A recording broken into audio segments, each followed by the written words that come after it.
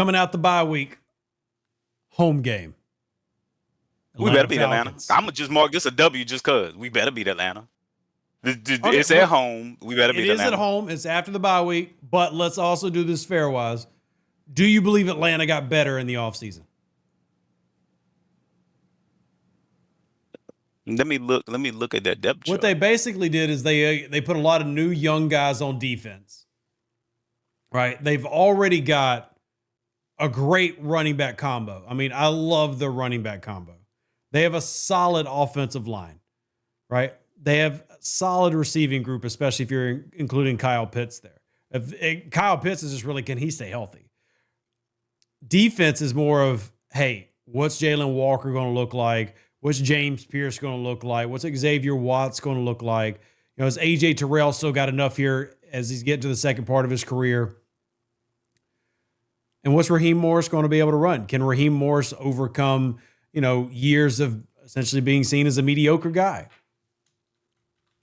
But I mean, I think that they're a stout team. I don't necessarily saying they're a good team, but they invested a lot. They invested a lot in edge, mostly because they needed to, and they did a good job with doing it in the draft, and kind of getting Leonard Floyd there, kind of deep route, and yet sometimes I feel like edge is so overrated when those guys don't affect plays in the run game.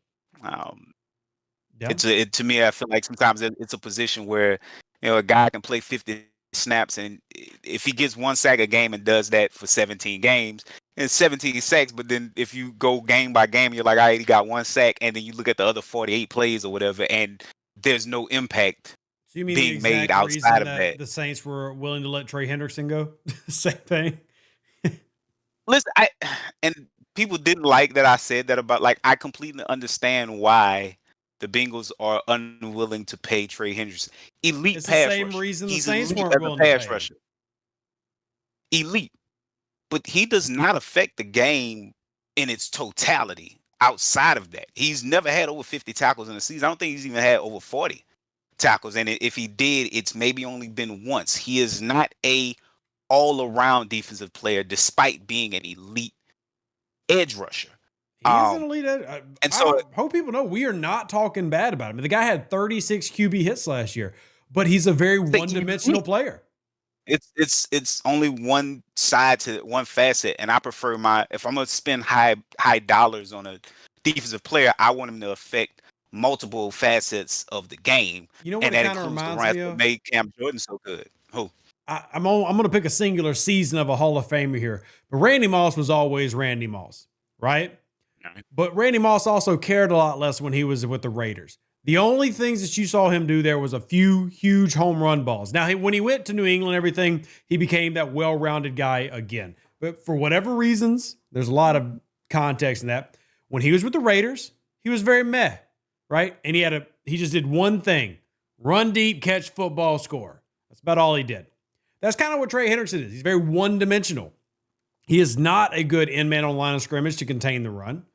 He's not a consistent 3-down guy. And I'm saying this about an all-pro, Pro Bowl player who I would love to still be in New Orleans. Like, I don't take that as negative. But I get why you don't make him the highest paid player at his position, right? The 17.5 sacks he's gotten both last year and the year before, did that help them take down Kansas City?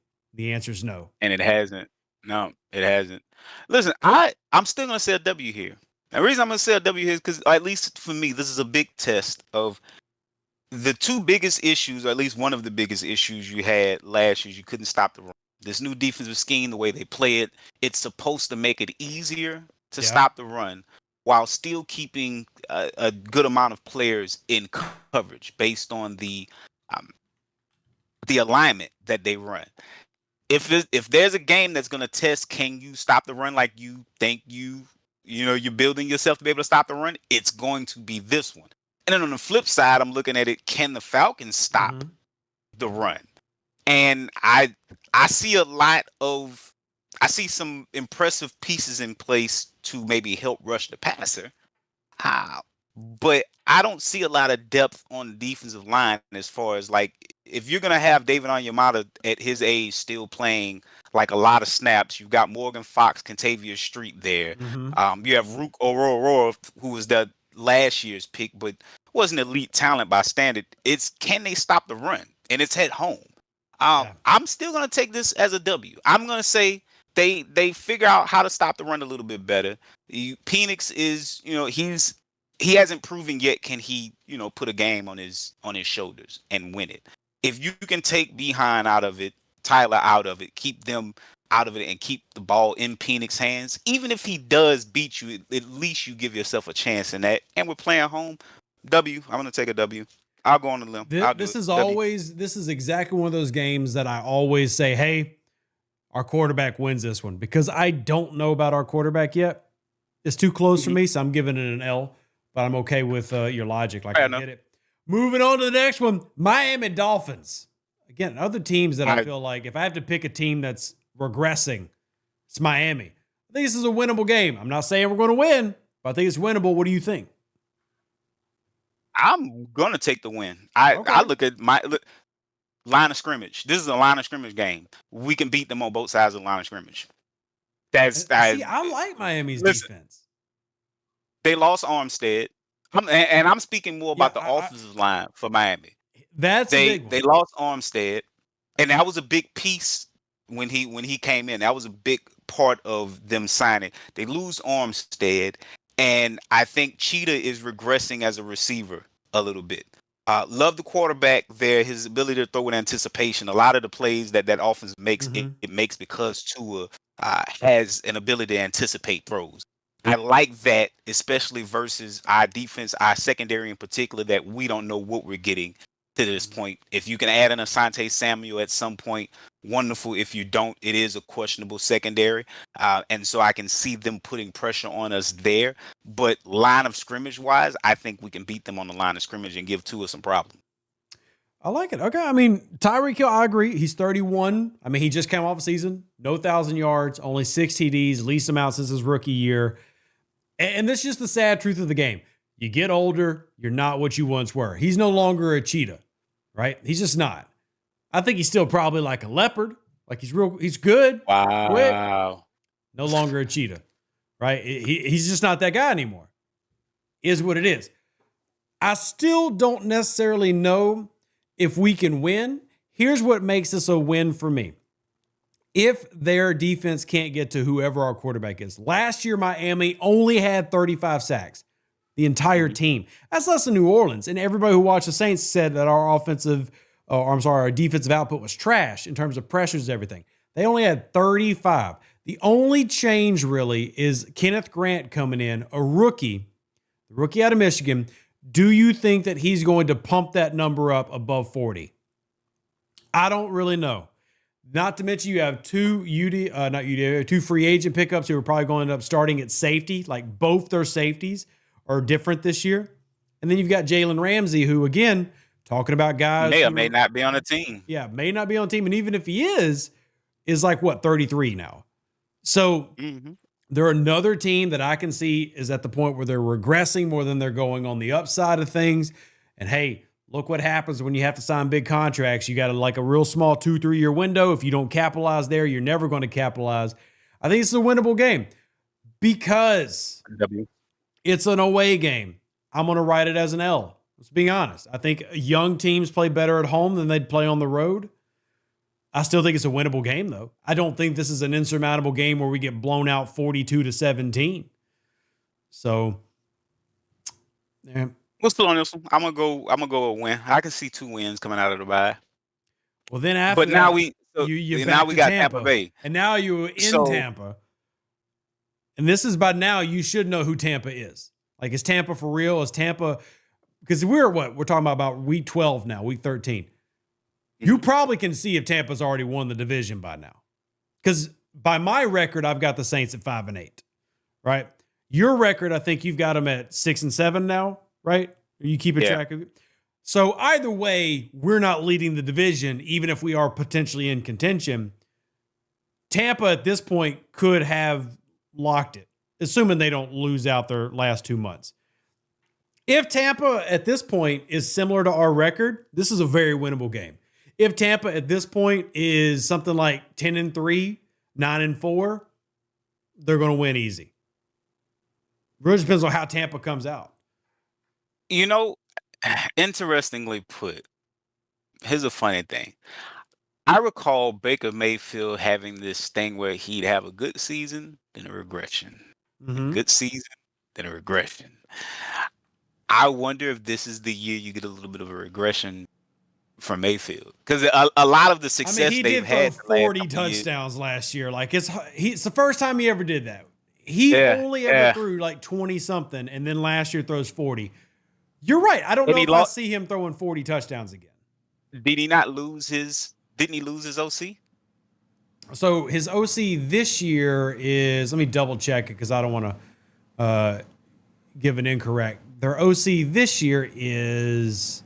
I feel like Liam Cohen was Grizzard, the OC last year. He went to Jacksonville. So for me, I see a regression in their ability to put up points this year. Defensively, I mean, it's a defensive head coach. Mm-hmm. You would expect them to at least either get better or at least stay baseline where they are. But expecting to see an offensive regression, I think, is probably solid logic here, specifically towards the quarterback position in Baker. Is he working with the same guy, working with a different guy? Do they mesh? If we've come that close to splitting with him, the record over the last 8 games is 5-3. You're looking at a split this year. You gave him October's win. You gave him a win in October, so I can buy that logic. Well, then you come home, Carolina. I'll be honest. I don't believe in Carolina. I believe the Saints could still lose more games than they win and sweep Carolina. I think we shouldn't have lost to Carolina last year, which is why Dennis Allen got fired. You should be able to beat Carolina soundly here at home. I agree. Next up, New York Jets. And I'm going to be honest. I honestly don't know. You don't know? Why I don't know. Because the New York Jets are so freaking new, man. Everybody's new. And I'll be honest, I love Aaron Glenn. Like, I want to believe in Aaron Glenn. I think Steve Wilkes is a solid number 2. Chris Banjo, by the way. Yes, that Chris Banjo is their special teams coordinator. Shout out Chris Banjo. Like, the amount of Sean Payton tree that's made it out into the NFL in only like 3 or 4 years is insane. But I think Justin Fields has always needed somebody to really tailor around him and build around him. Could he look interesting? I don't know. But I will tell you, I like what they've been trying to do, rebuild. I love that they're not doing the stupid Aaron Rodgers experiment anymore. I don't know. I think I see them the same way I see New Orleans. They added a lot of young talent. They added a brand new coaching staff that I love the names of, but you have no idea if it's going to work.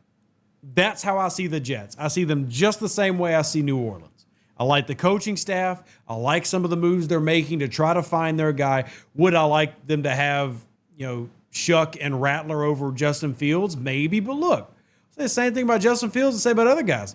Yeah, he's bounced around, and yeah, he's disappointed, but the talent is undeniable in Justin Fields, right? Like, he's a first-round, 11th overall pick for a reason.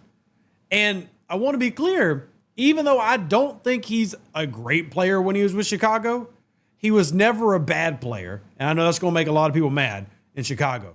But not a single season as a full-time starter where he played the whole season did he throw more interceptions than touchdowns. Right? His career quarterback rating is 84. That's not phenomenal, but that's solid. Right? And I think that he's a guy that can make plays. Sometimes it takes a change of scenery. And who we talked about previously is a great example of that. Geno Smith needed a change of scenery and somebody to believe in him, and it worked. Right? Chicago basically just tried to run Justin Fields as a quarterback playing in college still, and it never really worked. And he still finished 9th in MVP voting back in 2022, if you remember.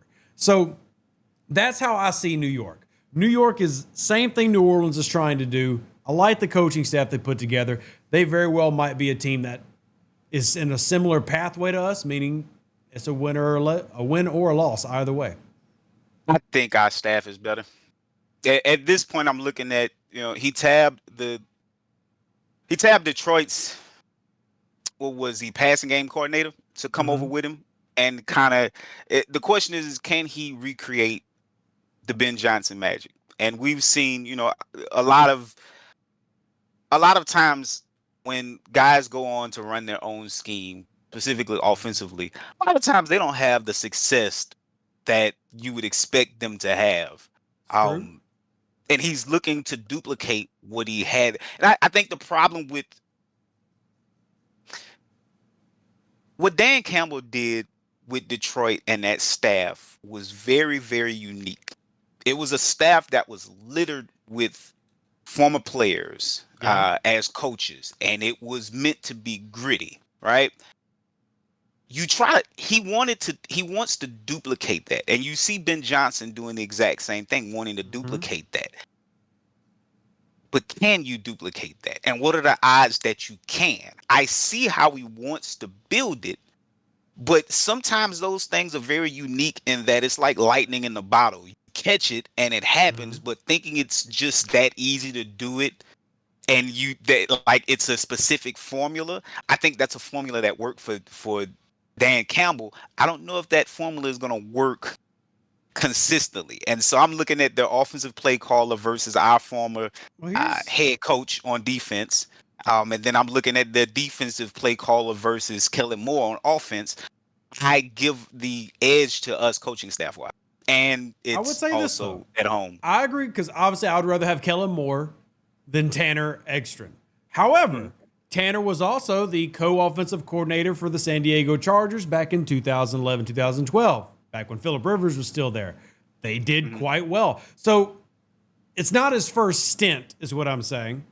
And he's got a little bit of a history of success, just not high-end success, like not elite success. So, yeah, I think he's a maybe. It's enough for me to think, and look, man, for you poor Jets fans who might happen to stumble across this, I'd hate to have y'all to live in purgatory forever. Do I think the Saints can win this game? Absolutely. But I am saying every year a team gets better. Every year a team gets worse. Don't sleep on the New York Jets. I can agree with that. All right. Still taking it as a win. Sure. Well, if you are right, by the way, that moves us to 8-8.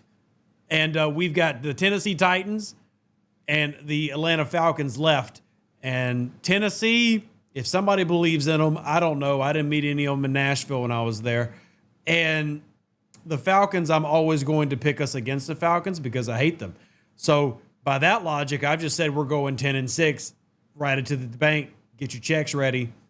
About to make a lot of money. But Tennessee Titans, what do you think when you look at their depth chart, when you look at what they're doing? Another team that is just covered in new starters. Yeah, I don't. Let me look through this. At this point, you're probably gonna see rookie quarterback versus rookie quarterback, right? Most likely, yes. Most likely. And at that point, I'm looking at, it's Cam Ward, you got Tony Pollard, you've got Treylon Burks. That offensive line should be put together a lot better than it was last year. They moved J.C. I like their Latham pickup to of right Kevin tackle. Zeitler as well. They picked up Kevin Zeitler from Detroit. That's a good one. Yep. They have Peter Skoronski over there at left guard. The defenses, though, lost some pieces. Now, Tavondre Sweat played well as a rookie. Yeah. Jeffrey Simmons is still there. Draymond Jones, side linebacker. Nothing scares me kind of on the second level. Secondary, that's in their stadium. Rookie quarterback. Who's their coach? Who's their coach? Brian Callahan. Brian Callahan. Offensive minded. Yeah. Can we score more points than them? The answer to that for me at this point, when I look at what they have potentially, I think we can score more points than them. I'll be interested because Brian Callahan, he was the OC for Cincy, basically all of Joe Burrow's career. And even though I like Cam Ward's not Joe Burrow. And I'm very curious how he adapts to Cam Ward. We'll see how it goes. I will say this about Tennessee so far, though. They were definitely worse than us, as evidenced by their pick. And I don't think that they can get that much better in 1 year. I think that's a process. So I think the Saints can win this game. I really do. And like I said, I'm not going to pick us to lose to Atlanta because I hate them. So, yeah. We're at 10-7? Well, 9 we're and 8. 10-7? Oh, 9 and 8. 9 and 8. So here's the question. Can 9 and 8 win you the division? And I think 9 and 8 can win you the division. I think it can. I think 9 and 8 I still want to can be win very the clear division. for those who have made it through these. Like, and I feel like we've gone more in depth than a lot of others have about the schedule, and it's in May, so it's way too early. I really want to reemphasize that it's too early. But man, 9 wins is a lot for me on this team. Like, and it's not for me. That's what's interesting. Like I said, last year's team, to me, outside of those injuries, we're not as bad as watching the team get, down to its second string quarterback, its fourth running back, its sixth receiver. The team wasn't as bad as the record. Yes, you are what your record says you are. But as far as like production wise, if you don't have the number of injuries last year, you're looking at this being like a borderline 9-win team just as like a baseline last year. Better health, improved offensive line, improved offensive staff. Can you score more points? That I think the biggest thing is the difference is, can you score more points this year? We thought that Dennis Allen is there. That's a baked in top, 5 to 10 defense baked in automatically. Can you get up to like 21 points, 22 points per game? We finished last year, I think, right under 21 points, but then the defense regressed just enough that wasn't enough on top of the injuries that you had. So now you're counting on a new scheme. You're probably going to play more zone. Maybe you get more turns because more eyes are on the ball.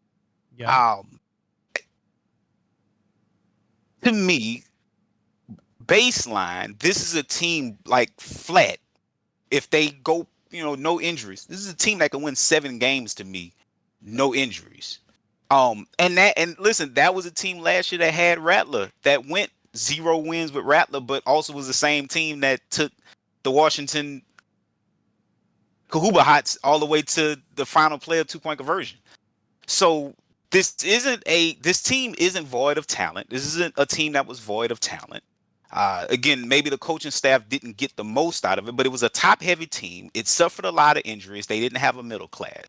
They added a middle class. They were still that good EPA defensively and offensively with Rattler at quarterback. So if Rattler only takes a significant step, or if Shuck can beat out Rattler, you're at least borderline looking at the same team as last year, but maybe slightly better anyway. Then all you're just relying on is, can you get some injury luck? So to me, 9 and 8 seems like a good spot for what I would predict just from a 7 wins flat.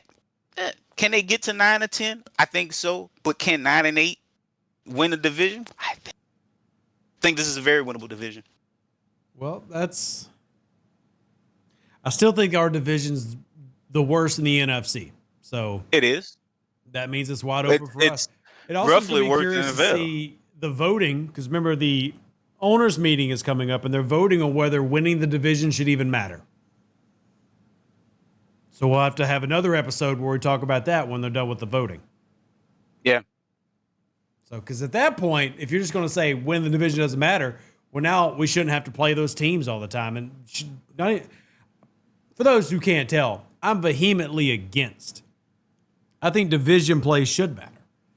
I think playing those teams should matter. But the way I've seen it explained is that it does still matter. It just doesn't get you the playoff seeding. Correct. That it did. You still need to win your division. Your road to the playoffs is still through your division. That doesn't change. It's just that the seeding changes to where it's not the division winner. It's whoever wants the playoffs start. It's whoever had the best record. So it really only changes the start of the playoffs, not how you get to. It's true, but I think it takes a lot of the value away from it. Like, that's just me. And maybe I'm too much of a traditionalist here, but I think division titles should matter, and I think division titles should have an extra weight to them. That's just me. But again, we'll talk about that when that actually comes around, because I know it's going to be a good conversation to have. So, yeah. So 9-8, new staff. I mean, that would be considered it's a winning season. I think if this team goes 9-8 after dealing with Dennis Allen, they're going to have a parade for Kellen Moore. Then you don't have to make the playoffs. If they go 9-8, Kellen Moore's getting a parade.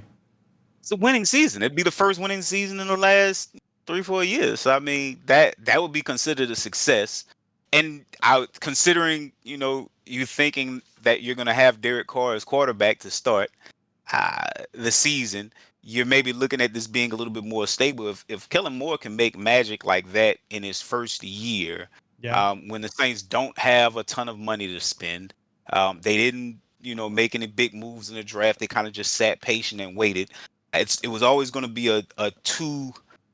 for me to rebuild this team in Kellen Moore's likeness. It was always going to be a 2-year process. I think I talked about it before when I said when Sean Payton first came in his first year, he added almost 35 new players to the team. So he was able to kind of remake it through the draft, trades, and free agency as far as acquiring players. Not able to quite do that. Probably would have to do half of that Kellen Moore's first year. So probably like 15, 16 new players this year, maybe 15, 16 new players next year. But if you can do that, and he's able to carry over from and kind of pick up where the other staff may have dropped the ball, and to carry it and not have it fully in his image, I mean, that's a kind of a nice thing going in for a first year head coach who you kind of weren't sure about. That would be a success for me. Now, if they make the playoffs even bigger, but I think they can just because of the division.